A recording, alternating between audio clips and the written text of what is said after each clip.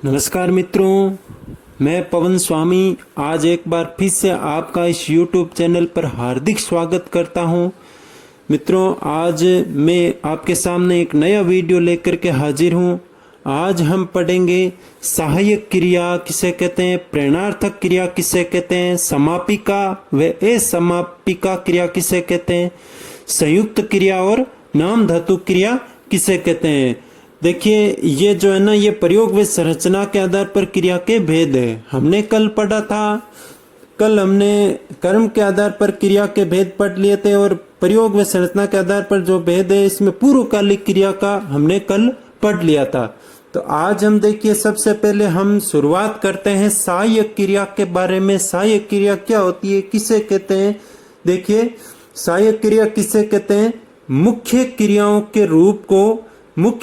के रूप को पूरा करने हेतु जिन क्रियाओं की सहायता ली जाती है उन्हें सहायक क्रिया कहते हैं। मुख्य क्रियाओं के रूप को पूरा करना तो जिन क्रियाओं की सहायता लेते हैं उन्हें सहायक क्रिया कहते हैं। सहायक क्रिया लिंग वचन काल से प्रभावित होती है, अर्थात लिंग वचन काल के अनुसार सहायक क्रिया परिवर्तित होती है। अब देखिए, वाक्य दे रखा है, वह बाजार जा रहा है। वह बाजार जा रहा है, वाक्य एक वचन में है, पुल्लिंग है। तो फिर अब देखिए, यहाँ पर जाना शब्द जो है ना, ये मुख्य क्रिया है और रहा है, जाना शब्द यहाँ पर मुख्य क्रिया और रहा है शब्द जो कौन सी है, रहा है शब्द ये सहायक क्रिया है। रहा है शब्द यहाँ पर सहायक क्रिया। आप देखिए, वाक्य के अंतर्गत बातचीत करते हैं, ये एक वचन है वाक्य और पुल्लिंग में है, तो सहायक क्रिया भी पुल्लिंग और एक वचन में होगी। अब देखिए, वे बाजार जा रहे हैं, वे बाजार जा रहे हैं। अब देखिए, इसमें भी जाना जो है ये मुख्य क्रिया है, जाना शब्द यहाँ पर मुख्य क्रिया है, जाना शब्द मुख्य क्रिया और रहे हैं शब्द यहाँ पर सहायक क्रिया है। या यहाँ पर जो सहायक क्रिया है ना, रहे हैं शब्द यहाँ पर सहायक क्रिया और यहाँ पर जो सहायक क्रिया है वो कौन से बहुवचन के रूप में प्रयुक्त हुई है, बहुवचन के रूप में और पुल्लिंग के रूप में प्रयुक्त हुई है सहायक क्रिया यहाँ पर। अब देखिए, अगला वाक्य की बातचीत करते हैं। सीता बाजार जा रही है, सीता बाजार जा रही है। इसमें भी जाना जो ये मुख्य क्रिया है, जाना शब्द यहाँ पर मुख्य क्रिया, बाजार जाना। अब देखिए, रही है, यहाँ पर देखिए रही है जो ये सहायक क्रिया है। इस वाक्य के अंतर्गत सहायक क्रिया का जो स्त्रीलिंग रूप है, यहाँ पर सहायक क्रिया इस वाक्य में स्त्रीलिंग के रूप में प्रयुक्त हुई है। यहाँ पर रही है शब्द कौन सा है, ये यहाँ पर रही है शब्द जो है ये सहायक क्रिया है। अब देखिए, अगले हम बातचीत करते हैं प्रेरणार्थक क्रिया। प्रेरणार्थक क्रिया के बारे में हमने कल भी पढ़ लिया था और आज भी मैं थोड़ा सा आपको इसके बारे में दोहरा देता हूं कि भाई, प्रेरणार्थक क्रिया जो होती है ना, जहां पर कर्ता स्वयं किसी क्रिया को न करके दूसरे को क्रिया करने की प्रेरणा देकर उससे क्रिया करवाए, वहां प्रेरणार्थक क्रिया होती है।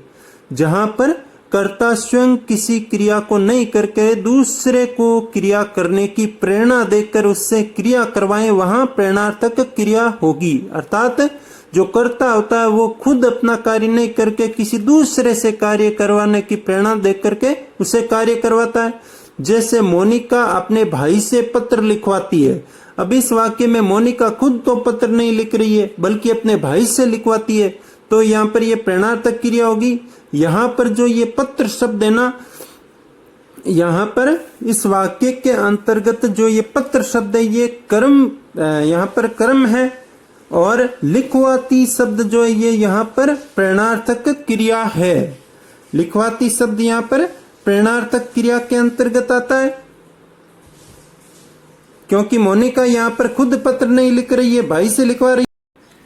अब देखिए, अगली जो क्रिया है वो समापिका क्रिया। समापिका क्रिया के बारे में पढ़ते हैं। समापिका क्रिया किसे कहते हैं। समापिका क्रिया वाक्य के अंत में कर्ता के लिंग, वचन, पुरुष आदि के रूपांतरणों से मिलकर वाक्य को समाप्त करने वाली क्रियाओं को समापिका क्रिया कहते हैं। यानी कि वाक्य के अंत में कर्ता के लिंग, वचन, पुरुष आदि के रूपांतरणों से मिलकर वाक्य को समाप्त करने वाली क्रियाओं को हम समापिका क्रिया कहते हैं। ये समापिका क्रिया कर्ता के लिंग, वचन, पुरुष आदि के अनुसार परिवर्तित होती है और ये वाक्य को समाप्त करने वाली होती है, समापिका क्रिया।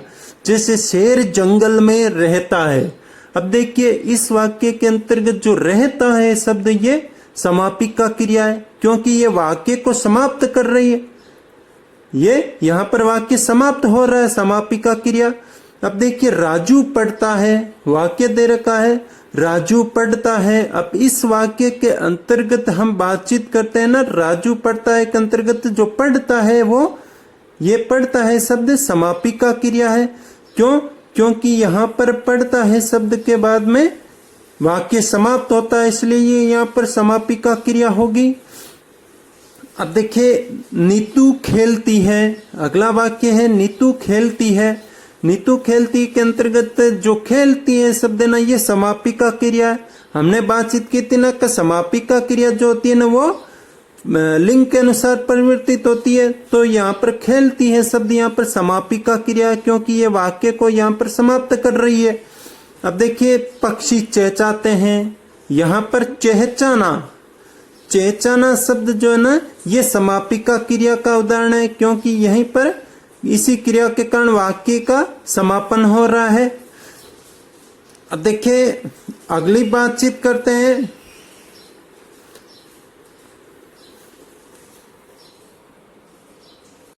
अगली क्रिया है असमापिका क्रिया। असमापिका क्रिया किसे कहते हैं? जो क्रियाएं समापिका क्रियाओं के निश्चित स्थान पर प्रयुक्त न होकर वाक्य में अन्यत्र प्रयुक्त होती है उन्हें असमापिका क्रिया कहते हैं। यानी कि जो क्रियाएं समापिका क्रियाओं के निश्चित स्थान पर प्रयुक्त न होकर वाक्य में अन्यत्र प्रयुक्त होती है उन्हें असमापिका क्रिया कहते हैं। समापिका क्रियाएं वाक्य के लास्ट में प्रयुक्त होती थी, यह पर असमापिका क्रिया जो है ना ये वाक्य के लास्ट में प्रयुक्त नहीं होकर के कहीं और प्रयुक्त होती है। जैसे कि वाक्य दे रखा है वह दौड़कर सामान ले आया, वाक्य है वह दौड़कर सामान ले आया। अब देखिए यहाँ पर दौड़कर शब्द जो है ना यहाँ पर असमापिका क्रिया है। दौड़कर शब्द असमापिका क्रिया है। क्यों? क्योंकि ये वाक्य के लास्ट में प्रयुक्त नहीं हुआ है, वाक्य के अन्य किसी जगह पर प्रयुक्त हुआ है, इसलिए यहाँ पर असमापिका क्रिया है। अब देखिए अगला शब्द है, अगला वाक्य है मैं अभी नाश्ता लेकर आ रहा हूँ। वाक्य दे रखा है मैं अभी नाश्ता लेकर आ रहा हूँ। अब देखिए इस वाक्य के अंतर्गत जो लेकर शब्द है वो असमापिका क्रिया है। यहाँ पर लेकर शब्द असमापिका क्रिया है। क्यों? क्योंकि ये शब्द भी वाक्य के अंत में प्रयुक्त नहीं हुआ है, वाक्य के अन्यत्र जगह पर बीच में प्रयुक्त हुआ, इसलिए यहाँ पर असमापिका क्रिया हो गया। अब देखिए ये जो शब्द है ना ये असमापिका क्रिया है। अगली क्रिया है संयुक्त क्रिया। अब देखिए संयुक्त क्रिया किसे कहते हैं? किसी क्रिया या संज्ञा आदि के योग से बनी क्रियाओं को संयुक्त क्रिया कहते हैं। मुख्य क्रिया व सहायक क्रिया जब एक साथ प्रयुक्त होती है तब वे संयुक्त क्रिया के रूप में ही होती है। परिभाषा देखिए एक बार फिर से, किसी क्रिया या संज्ञा आदि के योग से बनी क्रियाओं को हम संयुक्त क्रिया कहते हैं। यानी कि क्रिया या संज्ञा के आदि के योग से बनी क्रियाओं को हम संज्ञा कहते हैं। अब देखिए इसमें मुख्य क्रिया व सहायक क्रिया जब एक साथ प्रयुक्त होती है ना तब वे संयुक्त क्रिया के रूप में ही होती है। यानी कि इसमें मुख्य क्रिया और सहायक क्रिया एक साथ प्रयुक्त होती है। अब देखिए मुख्य क्रिया और सहायक क्रिया जब एक साथ प्रयुक्त होती है ना तो वो संयुक्त क्रिया कहलाती है। ये मुख्य बात है यहाँ पर। जैसे कि वाक्य दे रखा है पानी बरसने लगा, वाक्य है पानी बरसने लगा। अब देखिए यहाँ पर मुख्य क्रिया और सहायक क्रिया दोनों साथ में दे रखा है। यहाँ पर मुख्य क्रिया कौन सी है? बरसना मुख्य क्रिया है। और यहाँ पर देखिए बरसना जो शब्द है ना ये मुख्य क्रिया है और लगा या लगना ये सहायक क्रिया है, लगा। अब देखिए हमने बातचीत की थी ना कि जहां पर मुख्य क्रिया और जहां पर मुख्य क्रिया और सहायक क्रिया दोनों मिलकर के अगर साथ में होना तो फिर यहाँ पर संयुक्त क्रिया होती है। अब देखिए इस वाक्य में बरसना मुख्य क्रिया और लगा सहायक क्रिया दोनों साथ में है तो फिर ये संयुक्त क्रिया होगी। अब देखिए अगला बातचीत करते हैं, वह खा चुका, वह खा चुका। अब इस वाक्य के अंतर्गत जो खाना, इस वाक्य के अंतर्गत खाना शब्द ये मुख्य क्रिया है, यहाँ पर मूल शब्द जो मूल क्रिया ये खाना शब्द है तो ये मुख्य क्रिया होगी। यहाँ पर सहायक क्रिया मिसप्रिंट है, मुख्य क्रिया होगा यहाँ पर। अब देखिए चुका, यहाँ पर चुकना शब्द जो है ना ये सहायक क्रिया है। एक बार फिर से आपको दोहरा देता हूं, वह खाना खा चुका, इस वाक्य के अंतर्गत खाना मूल शब्द जो है ना ये मुख्य क्रिया है और चुकना अर्थात चुका शब्द है ये सहायक क्रिया है। अब देखिए बातचीत करता है ना का मतलब हमने बातचीत की थी, मुख्य क्रिया और सहायक क्रिया जब एक साथ प्रयुक्त होती है ना तो वहां पर संयुक्त क्रिया होती है। अब इस वाक्य में खाना मुख्य क्रिया और चुका सहायक क्रिया ये दोनों एक साथ प्रयुक्त हुई है तो फिर यहाँ पर मुख्य क्रिया और सहायक क्रिया एक साथ प्रयुक्त होने के कारण संयुक्त क्रिया होगी। इस वाक्य में संयुक्त क्रिया होगी। अब देखिए अगला बातचीत करते हैं तो एक विशेष बात यहां पर सामने आई है कि संयुक्त क्रिया में सहायक क्रिया मूल क्रिया के सहयोगी के रूप में प्रयुक्त होकर अर्थ में विशिष्टता या नवीनता लाती है, इसलिए इसे संयुक्त क्रिया को रंजक क्रिया भी कहते हैं। अर्थात संयुक्त क्रिया को रंजक क्रिया कहते हैं। क्यों कहते हैं? क्योंकि संयुक्त क्रिया में सहायक क्रिया जो होती है ना वो मूल क्रिया के सहयोगी के रूप में प्रयुक्त होकर अर्थ में विशिष्टता या नवीनता लाती है। यहाँ पर संयुक्त क्रिया के अंतर्गत जो सहायक क्रिया होती है ना, संयुक्त क्रिया में सहायक क्रिया मूल क्रिया के सहयोगी के रूप में प्रयुक्त होकर अर्थ में विशिष्टता या नवीनता लाती है, इसलिए संयुक्त क्रिया को क्या कहते हैं? रंजक क्रिया कहते हैं। अर्थात यहाँ पर देखिए संयुक्त क्रिया के अंतर्गत जो सहायक क्रिया होती है ना वो मूल क्रिया के साथ में मिलकर के एक अर्थ में जो एक मतलब वाक्य के अर्थ में विशिष्टता या नवीनता लाती है, इसलिए इस क्रिया को रंजक क्रिया कहते हैं। अब देखिए संयुक्त क्रियाओं का प्रयोग निम्नलिखित अर्थों में किया जाता है। सबसे पहले संयुक्त क्रिया का जो आरंभबोधक अर्थ में संयुक्त क्रिया का प्रयोग किया जाता है। वाक्य दे रखा है कि जैसे मेला लगने लगा। अब देखिए ये आरंभबोधक वाक्य, मेला अभी शुरू, मेला लगने लगा, तो फिर इस वाक्य के अंतर्गत जो लगने शब्द है, लगना, जो लगना शब्द है ये मुख्य क्रिया है। इस वाक्य के अंतर्गत लगना शब्द कौन सा है? मुख्य क्रिया है। और लगा शब्द जो है ना ये सहायक क्रिया है। लगना शब्द मुख्य क्रिया और लगा शब्द यहाँ पर सहायक क्रिया। अब देखिए सहायक क्रिया और मुख्य क्रिया दोनों साथ में प्रयुक्त होने पर क्या हो गया? संयुक्त क्रिया होगी। ये एक बार फिर से दोहरा देता हूं कि मेला लगने लगा, इस आरंभबोधक वाक्य के अंतर्गत लगना शब्द जो है ये मुख्य क्रिया है। और अब अगला है अवकाश बोधक अर्थ में संयुक्त क्रिया का प्रयोग। अवकाश बोधक अर्थ में संयुक्त क्रिया का प्रयोग, जैसे कि वाक्य दे रखा है कि कल दे देना, वाक्य है कल दे देना। अब ये अवकाश बोधक वाक्य है। अब इस वाक्य के अंतर्गत दे जो शब्द है ना, यानी कि मूल शब्द देना शब्द, ये मूल शब्द जो है ना देना शब्द ये मुख्य क्रिया है। इस वाक्य के अंतर्गत देना शब्द मुख्य क्रिया, कल दे देना, इसके अंतर्गत देखिए दे अर्थात दे के अंतर्गत देना मुख्य क्रिया है। और जो बाद वाला देना शब्द आया है, बाद वाला देना शब्द है ये यहाँ पर सहायक क्रिया है। अब देखिए हमने बातचीत की ना, मुख्य क्रिया और सहायक क्रिया मिलकर के जहां एक साथ प्रयुक्त होती है वहां पर यह संयुक्त क्रिया होती है, तो यहाँ पर संयुक्त क्रिया होगी। इस वाक्य में संयुक्त क्रिया होगी। अब देखिए अगला जो है संयुक्त क्रिया का प्रयोग है वो समाप्ति बोधक अर्थ में संयुक्त क्रिया का प्रयोग। समाप्ति बोधक अर्थ में जैसे कि वाक्य दे रखा है सड़क बन चुकी है। समाप्ति बोधक वाक्य है ये सड़क बन चुकी है, यानी कि सड़क पूरी तरह से तैयार हो चुकी है, सड़क बनाने का कार्य समाप्त हो चुका है। अब देखिए यहाँ पर इस वाक्य के अंतर्गत बनना शब्द जो है ना ये यहाँ पर मुख्य क्रिया है। सड़क बन चुकी है में बनना शब्द यहाँ पर मुख्य क्रिया है, जबकि यहाँ पर चुकी है अर्थात चूकना शब्द कौन सी है, सहायक क्रिया है। यहाँ पर इस वाक्य के अंतर्गत चूकना अर्थात चुकी है शब्द ये सहायक क्रिया है।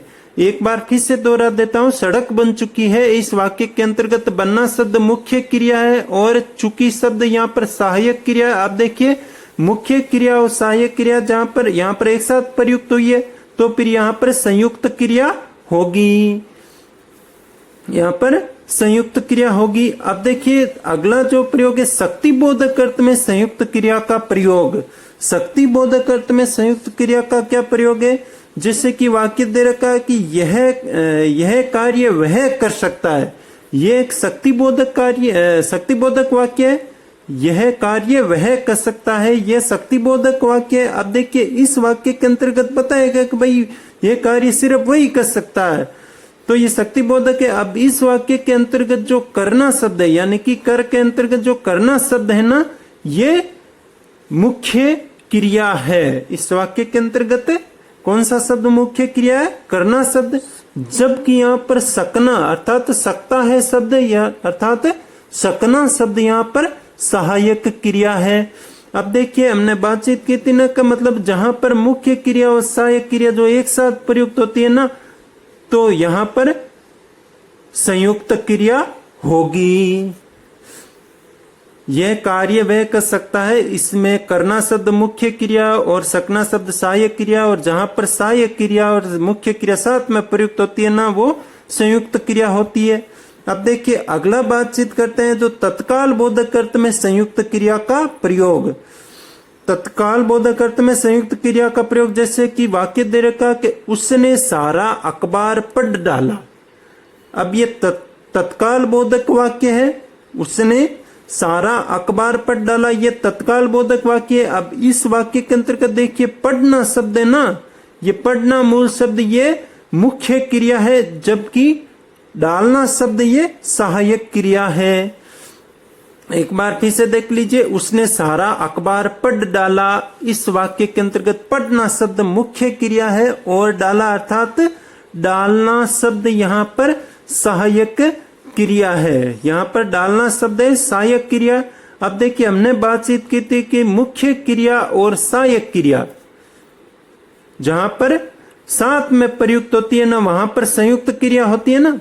मुख्य क्रिया और सहायक क्रिया जहां पर साथ में प्रयुक्त होती है वहां पर संयुक्त क्रिया, अतः इस वाक्य के अंतर्गत संयुक्त क्रिया है, क्योंकि पढ़ना और डालना दोनों शब्द साथ में प्रयुक्त हुए तो फिर यहाँ पर संयुक्त क्रिया होगी। एक बार फिर से दोहरा देता हूं कि उसने सारा अखबार पढ़ डाला, इस वाक्य के अंतर्गत पढ़ना मुख्य क्रिया है और डालना जो शब्द है ना ये सहायक क्रिया है। अब देखिए मुख्य क्रिया और सहायक क्रिया साथ में प्रयुक्त होने पर यहां पर संयुक्त क्रिया हुई है।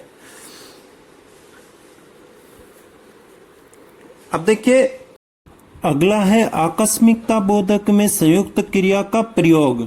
आकस्मिकता बोधक में संयुक्त क्रिया का प्रयोग, अब जैसे कि वाक्य दे रखा है कि सर्दी से लोग कंप कंपा उठे, ये एक आकस्मिकता बोधक वाक्य है। सर्दी से लोग कंप कंपा उठे अर्थात अचानक सर्दी आ जाने से लोग एकदम से कंपायमान हो उठे। अब देखिए इस वाक्य के अंतर वापस देख लीजिए, सर्दी से लोग कंप कंपा उठे, इस वाक्य के अंतर्गत कंप कंपाना जो शब्द है ना ये मुख्य क्रिया है। इस वाक्य के अंतर्गत कंप कंपाना शब्द यहाँ पर मुख्य क्रिया है और जो उठे शब्द के अंतर्गत उठना शब्द ये सहायक क्रिया है। यहाँ पर उठना शब्द यहाँ पर सहायक क्रिया है। अब देख लीजिए एक बार फिर से दोहरा देता हूं कि सर्दी से लोग कंप कंपा उठे, इस वाक्य के अंतर्गत कंप कंपाना मुख्य क्रिया है और उठना ये सहायक क्रिया। हमने बातचीत की थी ना, जहां पर मुख्य क्रिया और सहायक क्रिया साथ में प्रयुक्त होती है वहां पर संयुक्त क्रिया होती है, वहां पर संयुक्त क्रिया होती है। अब देखिए अगला जो बातचीत करते हैं नित्यता बोधक अर्थ में संयुक्त क्रिया का प्रयोग। नित्यता बोधक अर्थ में संयुक्त क्रिया का प्रयोग। अब देखिए नित्यता बोधक वाक्य दे रखा है कि सफलता उनको मिलती है जो कठिन परिश्रम किया करते हैं, अर्थात जो लगातार कठिन परिश्रम करते हैं। वाक्य में स्पष्ट रूप से कहा गया कि सफलता उनको मिलती है जो कठिन परिश्रम किया करते हैं। यह नित्यता बोधक वाक्य है, निरंतरता बोधक है। अब देखिए इस वाक्य के अंतर्गत किया यानी कि करना शब्द जो है ना, इस करना शब्द के अंतर्गत ये मुख्य क्रिया है। करना शब्द इस वाक्य में मुख्य क्रिया करना शब्द है। अब देखिए दूसरा जो बातचीत करते हैं, ये करते हैं शब्द है ना, यहाँ पर करते हैं शब्द ये सहायक क्रिया है। करते शब्द यहाँ पर सहायक क्रिया। हमने बातचीत की थी ना कि जहाँ पर मुख्य क्रिया और सहायक क्रिया साथ में प्रयुक्त होती है वहां पर संयुक्त क्रिया, तो यहाँ पर भी ये संयुक्त क्रिया होगी। एक बार फिर से दोहरा देता हूँ, सफलता उनको मिलती है जो कठिन परिश्रम क्या करते हैं। इस वाक्य में किया अर्थात करना में मुख्य क्रिया है और करते शब्द सहायक क्रिया है और दोनों के मिलने से संयुक्त क्रिया बन गई। अब देखिए अगला जो है इच्छा बोधक अर्थ में संयुक्त क्रिया का प्रयोग। इच्छा बोधक अर्थ में संयुक्त क्रिया का प्रयोग, इसमें इच्छा बोधक वाक्य दे रखा है कि भाई आप सफलता प्राप्त करना चाहते हैं, आप सफलता प्राप्त करना चाहते हैं। अब देखिए ये इच्छा बोधक वाक्य है कि भाई किसी की इच्छा होती है कि भाई आप सफलता प्राप्त करना चाहते हैं। अब इस वाक्य के अंतर्गत जो करना शब्द है ना, ये मुख्य क्रिया है और चाहते से अर्थात चाहना शब्द ये सहायक क्रिया है और मुख्य क्रिया और सहायक क्रिया मिलकर के संयुक्त क्रिया का निर्माण होता है। अगला देखिए, अगला जो है निरंतरता बोधक अर्थ में संयुक्त क्रिया का प्रयोग, अर्थात जहां पर निरंतरता का बोध हो ना वहां पर संयुक्त क्रिया का प्रयोग। जैसे कि वाक्य दे रखा मोहन जागता रहा, वाक्य है मोहन जागता रहा। आप देखिए मोहन लगातार निरंतर जागता रहा, निरंतरता बोधक वाक्य। तो फिर यहाँ पर जो जागना शब्द है ना, ये मुख्य क्रिया है। इस वाक्य के अंतर्गत जागना शब्द यहाँ पर मुख्य क्रिया और रहा शब्द यहाँ पर सहायक क्रिया है। एक बार फिर से दोहरा देता हूं, मोहन जागता रहा, इस वाक्य के अंतर्गत जागना मुख्य क्रिया है और रहा ये सहायक क्रिया है। अब देखिए मुख्य क्रिया और सहायक क्रिया दोनों के मिलने से कौन सी क्रिया बन गई? संयुक्त क्रिया। मुख्य क्रिया और सहायक क्रिया दोनों के मिलने से बन गई संयुक्त क्रिया। मोहन जागता रहा, इस वाक्य में जागना मुख्य क्रिया और सहायक क्रिया कौन सी है? रहा, रहा सहायक क्रिया है। अगला है विवस्था बोधक अर्थ में संयुक्त क्रिया का प्रयोग। व्यवस्था बोधक अर्थ में संयुक्त क्रिया का प्रयोग। अब देखिए वाक्य दे रखा है कि पेट भरने के लिए कमाना पड़ता है। ये विवस्था बोधक वाक्य, विवश करने वाला वाक्य है कि भाई पेट भरने के लिए कमाना पड़ता है। तो फिर यहाँ पर देखिए जो कमाना शब्द है ना, इस वाक्य के अंतर्गत कमाना शब्द मुख्य क्रिया है और पढ़ता है अर्थात पढ़ना शब्द यहाँ पर सहायक क्रिया है। पढ़ना शब्द यहाँ पर सहायक क्रिया। अब देखिए मुख्य क्रिया और सहायक क्रिया दोनों मिलकर के यहाँ पर संयुक्त क्रिया बन रहा है। मुख्य क्रिया और सहायक क्रिया दोनों मिलकर के यहाँ पर संयुक्त क्रिया बन रहा है। अब देखिए अगला है अभ्यास बोधक अर्थ में संयुक्त क्रिया का प्रयोग। अभ्यास बोधक अर्थ में संयुक्त क्रिया का प्रयोग। जैसे कि वाक्य दे रखा है कि रीता बैडमिंटन खेला करती है, रीता बैडमिंटन खेला करती है। आप देखिए रीता निरंतर अभ्यास करती है कि भाई परमानेंट का भाई बैडमिंटन रोज खेलती है, तो ये अभ्यास बोधक है। अब इस वाक्य के अंतर्गत खेला यानी कि खेलना शब्द जो है ना, ये संयुक्त खेलना शब्द मुख्य क्रिया है। इस वाक्य के अंतर्गत खेलना शब्द मुख्य क्रिया और करती है अर्थात करना शब्द यहाँ पर सहायक क्रिया है। एक बार फिर से आपको दोहरा देता हूं कि रीता बैडमिंटन खेला करती है, ये अभ्यास बोधक वाक्य है। अब इस वाक्य के अंतर्गत देखिए खेलना शब्द जो है ना, ये मुख्य क्रिया है और करती शब्द यहाँ पर सहायक क्रिया है। अब देखिए मुख्य क्रिया और सहायक क्रिया मिलकर के संयुक्त क्रिया का निर्माण करते हैं, तो फिर यहाँ पर भी ये मुख्य क्रिया और सहायक क्रिया मिलकर के संयुक्त क्रिया का निर्माण कर रहे हैं, तो यहाँ पर संयुक्त क्रिया होगी। अब देखिए क्रिया का जो अगला भेद है, क्रिया का जो सातवां भेद है, अगला भेद है वो नाम धातु क्रिया। हम पढ़ेंगे नाम धातु क्रिया। क्रिया का अगला भेद है नाम धातु क्रिया। नाम धातु क्रिया किसे कहते हैं? देखिए क्रिया को छोड़कर अन्य शब्दों, क्रिया को छोड़कर अन्य शब्दों के अंतर्गत संज्ञा, सर्वनाम, विशेषण से जो धातु बनती है उसे नाम धातु क्रिया कहते हैं। अर्थात क्रिया को छोड़कर अन्य शब्दों यानी कि संज्ञा, सर्वनाम, विशेषण से जो धातु बनती है उसे नाम धातु क्रिया कहते हैं। यानी कि संज्ञा, सर्वनाम और विशेषण से जो धातु बनती है वो नाम धातु क्रिया कहलाती है। जैसे कि वाक्य दे रखा है कि राधा बहुत लज्जाती है। अब इस वाक्य के अंतर्गत जो लज्जाती शब्द है ना, ये नाम धातु क्रिया है। यहाँ पर इस राधा बहुत लज्जाती है, इस वाक्य के अंतर्गत लज्जाती शब्द नाम धातु क्रिया। क्यों? क्योंकि ये शब्द लज्जाती शब्द यहाँ पर लज्जाना शब्द से इस लज्जाती शब्द का निर्माण हुआ है। लज्जाना लज्जा संज्ञा शब्द है और इसी से इसका निर्माण हुआ है। इसी प्रकार से जैसे कि लात संज्ञा शब्द से लतियाना और बात संज्ञा शब्द से बतियाना, स्वीकार शब्द से स्वीकारना, स्वीकार शब्द से स्वीकारना और हाथ शब्द से हथियाना और आप शब्द से अपनाना नाम धातु क्रिया बनती है। आप शब्द से अपनाना नाम धातु क्रिया बनती है।